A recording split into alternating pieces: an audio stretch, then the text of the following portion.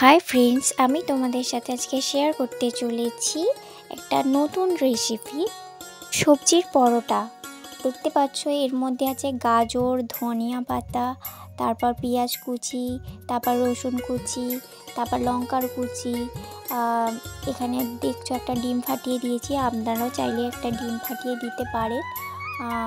তো এইটা ভালো করে হাতে করে মেখে নিচ্ছি, দেখতেই পাচ্ছ। তোমাদের যেরকম সুবিধা সেইভাবে তোমরা মাখতে পারো, কেউ কেউ আবার হাতে মাখা পছন্দ করে না। তোমাদের যেরকম সুবিধা মতন তোমরা সেইভাবে মেখে নিতে পারো। আমি তো হাতে করেই মাখাচ্ছি, কারণ হাতে করে মাখলে মাখাটা খুব সুবিধা হবে। দেখতে পাচ্ছ কত ধনেপাতা দিয়েছি, লঙ্কা দিয়েছি, রসুন দিয়েছি, গাজর কুচি দিয়েছি, পেঁয়াজ কুচি দিয়েছি, একটা ডিম ফাটিয়ে দিয়েছি, আর ময়দা আছে এর মধ্যে। তারপরেতে সামান্য নুন দিয়েছি, আবার ডিমটাও দিয়েছি। এবার আলু সিদ্ধ দিয়ে ভালো করে এইটা চটকে মেখে নিচ্ছি। এরপর দেখতে পাচ্ছ লঙ্কার কুচিটা আমি এখনও দিইনি, আমার মেয়ের জন্য ভাজবো বলে। এবার এটা পেস্ট করে রাখা আছে। আর এই যে চাটু বসিয়ে দিয়েছি, একটা আমি চাটুর মধ্যে করতে দিয়ে দিয়েছি। দেখতেই পাচ্ছ এরকম কতটা দেখতে লাগছে। এইভাবে তোমরা চেপে চেপে নেবে, তাহলে ভাজাটা ভালো হবে। দেখতেই পাচ্ছ উল্টালে এরকম কতটা গোলা রুটির মতন দেখতে লাগবে, কিন্তু খেতে খুবই খুবই খুবই টেস্টি লাগে।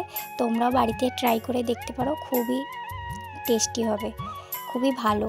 এই যে ভাজার পর এরকম লাগছে দেখতে পাচ্ছ। আমি আমার মেয়ের জন্য লঙ্কা ছাড়া একটা ভেজে নিয়েছি, আর এখানে রয়েছে আমাদের, এটা আমার মেয়ের, এটাই আমার মেয়ের জন্য লঙ্কা ছাড়া, আর এটা আমাদের আছে। এবার লঙ্কা দিয়ে এগুলো ভাজছি আমি।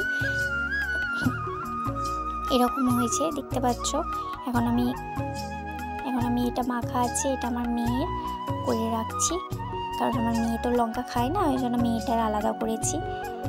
এটা আমাদের হচ্ছে, আর এইটুকুনি আর পড়ে আছে। দেখতে পাচ্ছ সবই হয়ে গেছে, এইটুকুনি আর পড়ে আছে। আমার বর তো করতে করতে সব তুলে তুলে নিয়ে খেয়ে নিয়েছে, আর এগুলোই পড়ে আছে।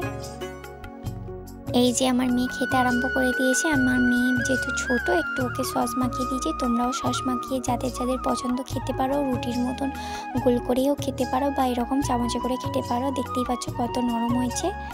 টাটা, আজকের মতন ভিডিওটা এখানে শেষ করছি। আমার এই রান্নার রেসিপির ভালো লাগলে লাইক করে চ্যানেলটি সাবস্ক্রাইব করে নাও।